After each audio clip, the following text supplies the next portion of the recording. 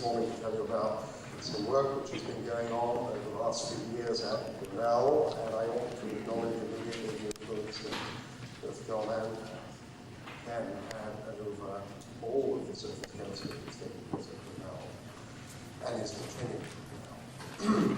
The work is related to an area we've been hearing about, and concerns work on sol-gel chemistry. I'm not the only one involved in sol-gel chemistry at Cornell.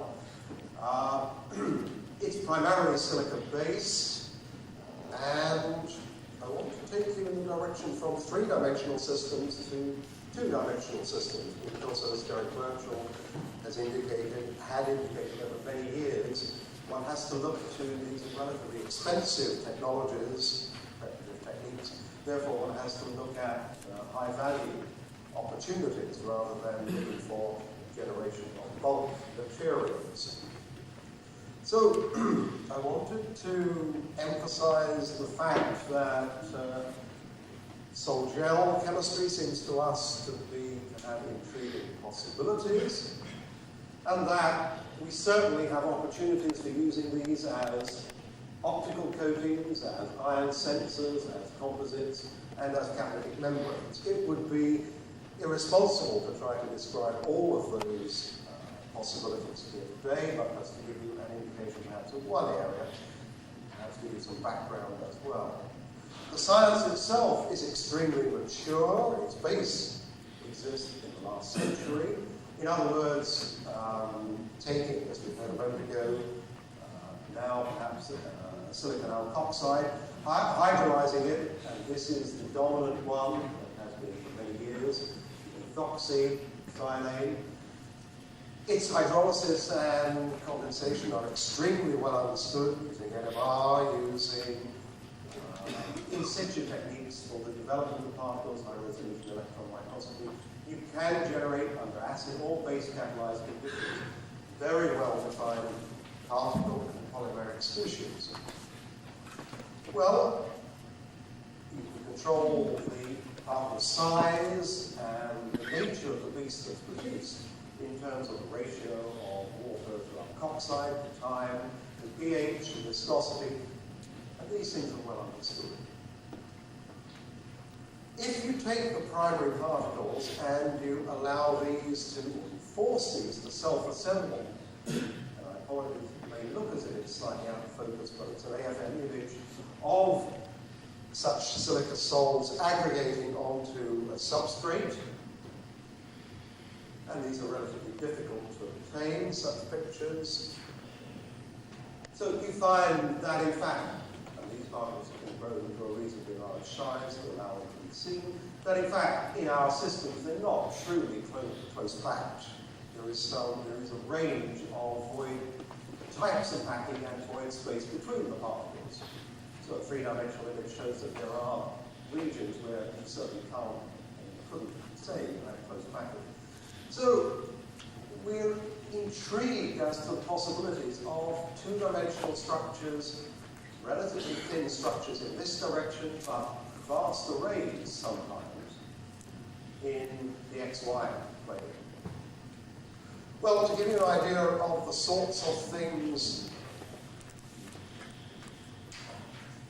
if we decide that we want to produce microporous materials, we can, and one can look at this in terms of adsorption of alkanes, compare that with the extent of adsorption of nitrogen, and look at the accessibility of this network to the adsorbate, perhaps at 295K. One can do fractal analysis, one can do the log of the cross-sectional area of the molecule, the log of the direct uptake. One can get fractal analyses, one can do pore size distribution, one can look at the bulk material in all the ways that you know as well as I do. So, what intrigues us and intrigued Derek Birchall was coming down into this end, the high value end. So the sorts of things that have been going on, we know that we can control the particle size, we know that this is related to the packing, the permeability, the porosity, the average pore size, perhaps. We know that if we can control this, we can control these. We know that if we control the reactant ratios, we control D. We know that time and pH are important. Alan Taylor realized that we could produce and control the pore size using alcohol dilution. Aerogel versus zero gel drying produces extremely different beasts. We know, as others do, that if you include tethers into the system, maybe a flexible tether between two silicons, then you end up with an extension to the pore size. The beaker is looking at that. Addition of inorganic modifiers, clearly chemical modifiers, introducing titanium centers is clearly going to introduce titanium oxygen silicon centers and therefore some acidity. We can introduce all of these and change both the texture and the reactivity of these surfaces. Nanoengineered is involved with the development of catalysts for HPS applications based on growing titanium overlayers on silicon cores using solid chemistry of this type, but in this sense using OH groups as the reactants rather than water. Two-dimensional sensors where you encapsulate a crown ether or a tetrathione into this host is something that Avnia in Jerusalem and our scientists have been looking at, and these species retain their ability to ion exchange even in this host. The host itself is modified by the crown ether or the tetrathione if these are present at the time of sol-gel formation. They become encapsulated, they define the pore size, they can't escape, and yet they retain their capabilities for ion exchange. Therefore, the two-dimensional sensors in which these are encapsulated within this inorganic matrix, this porous inorganic matrix, these perhaps form the basis of ion sensors, and others in the States are working on molecular species, enzymes, etc., being encapsulated into the same two-dimensional structures. And you have to see ions then diffusing in and out of the host. Also, composite materials where you have photocatalytic properties, so the titania composites where the coating is said to be self-cleaning. Membranes for epoxidation involve the aggregation of these primary particles into membrane structures. But what I wanted to touch upon today was specifically an area which most of us think very little of. It's important to remind ourselves of the application of these coatings in an optical sense, because the coatings themselves present problems to us and their opportunities. They are the basis of all of that two-dimensional technology.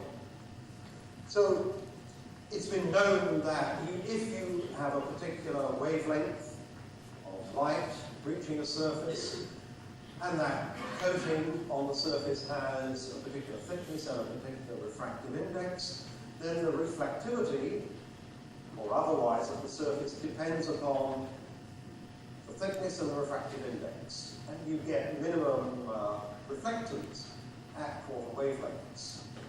So normally, these coatings are produced from magnesium fluoride, but in fact, colloidal silica is far better at doing this. That is magnesium fluoride. It has a lower refractive index. It's quite useful. And the refractive index, not that of the substrate, not that of the area above it, but the refractive index of the coating depends obviously on the bulk refractive index, but also depends upon what experimentally is defined as porosity. So these porous coatings on substrates have controlled refractive indices, controlled thicknesses, and therefore have controlled reflectances, and therefore used extensively in laser systems. The porosity depends upon the reciprocality, it's found experimentally, depends upon the reciprocal of the block of the size. So physicists find that the refractive index depends upon thickness and refractive index, and you choose a particular particle size, a particular preparation, a particular thickness, a particular porosity to get the right optical properties. And of course, being interested in porous solids, then one has, of course, in addition to take care that scattering is not a serious problem. So, the primary systems in this area are produced by base catalyzed, hydrolysis, condensation, where, as we heard a moment ago, you can define very precisely the particle size that is produced, and therefore maybe you can define the nature of the porous structure that is produced. This two-dimensional structure. You put this on 1 meter diameter glass, as they do in Lawrence Livermore, or you can put it on very small substrates. So the scale of this operation is can be vast and small. And generally, we're talking about pHs of 10, 10.5 or so, and the conditions are to have an excess of ethanol. An excess of ethanol allows the aggregates, the structures, the colloidal structure produced to wet the substrate and deposit it easily. In other words, it's controlling in part the compound.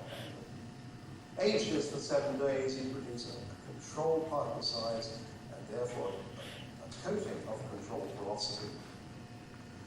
Well, the material scientists, photoresist people, have many ways of putting down such coatings, such colloidal coatings onto a substrate, and material scientists use spin coating, bit coating, meniscus coating, having characterized the primary particles by dynamic light scattering, by electron microscopy. And these porous coatings can then be looked at specifically by spectroscopy, to understand the chemistry, the surface chemistry that's going on, as well as trying to assess the accessibility of that coating.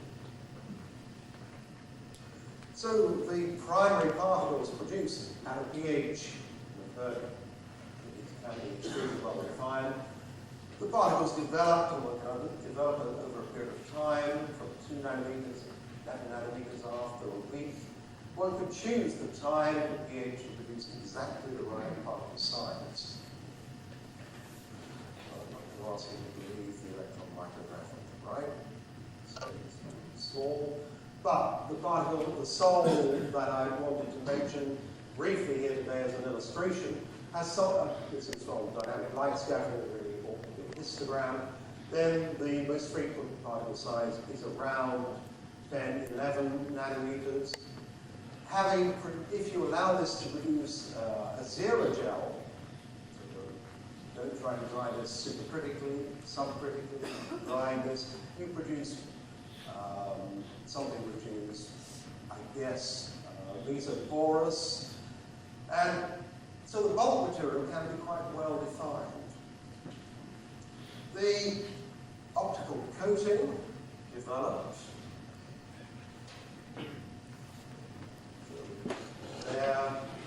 It would seem as if many of the pores in the bulk material are around 5 nanometers. The total surface area, if one was trying to assess that, is really quite high in the zero field.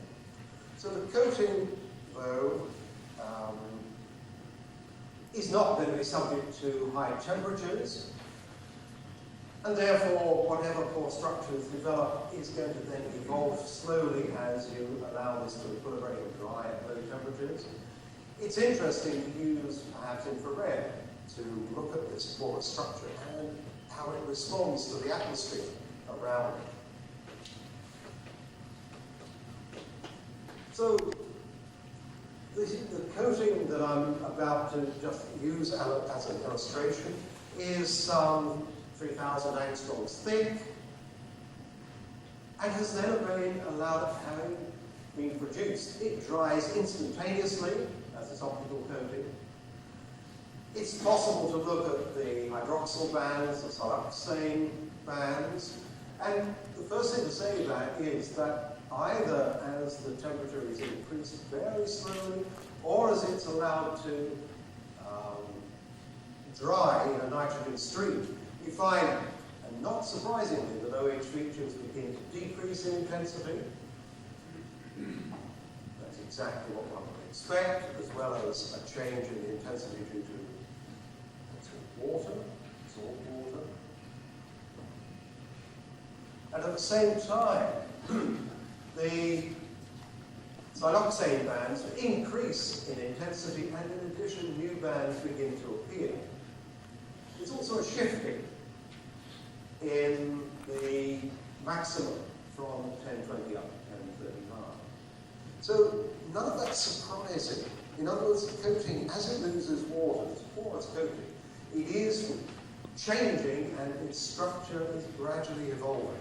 It's not a close-packed structure. It doesn't have a single well-defined pore size, but its structure is gradually evolving as water is released, and of course as ethanol is released from the system. But consider what happens with this coating, which perhaps is sitting at room temperature and is allowed to interact with water vapor again. Because what happens is that the OH bands begin to reappear, as you'd expect, water readsorbs, but more importantly, the surface begins to change and relax again and respond to this water vapor. So, what happens is that the structure, the spectral features begin to reappear, and again, that's not necessarily surprising, but you find that as you reabsorb water, over a period of time, maybe over a period of a day, you find spectral features beginning to reappear and show that the surface is responsive to water vapor. So one has to think about a restructuring of the surface in the light of the presence of this water vapor. One can look at this in a Raman sense as well. Okay, I just wanted to finish with one last point, and that is that if we wish to, we first ought to talk about such coatings as the basis of sensors, catalytic systems, or optical systems. We have to think about them as being extremely responsive to their environment. Spectroscopy is capable of looking at these changes in these porous structures as a function of real time. However, we need, for these very thin coatings, to be able to look at the texture of the surface area. There is, we believe, the opportunity, because we're dealing sometimes with a material which is a meter in diameter. It's not easy to do krypton adsorption, actual adsorption on such systems. Firstly, there is a recent report, 1996, in Materials Letters, which deals with dye adsorption onto these very thin porous coatings.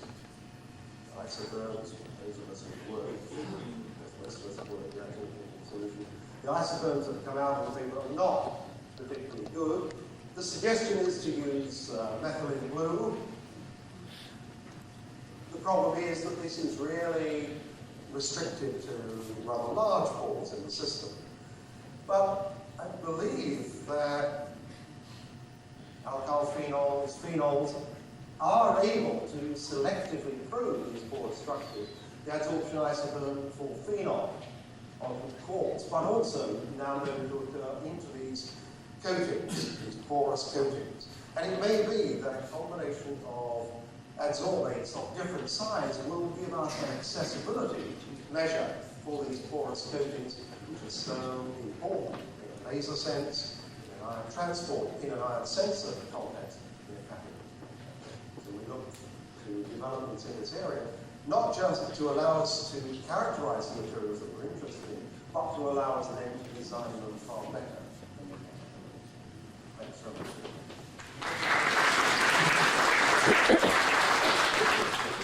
We have time just for only one question because further questions can be exchanged in the general discussion.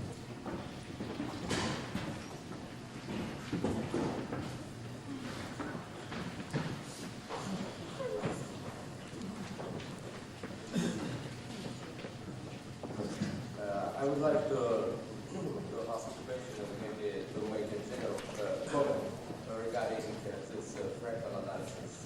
So there were several discussions of fractals and the utility of fractals in different systems and process fractal analysis.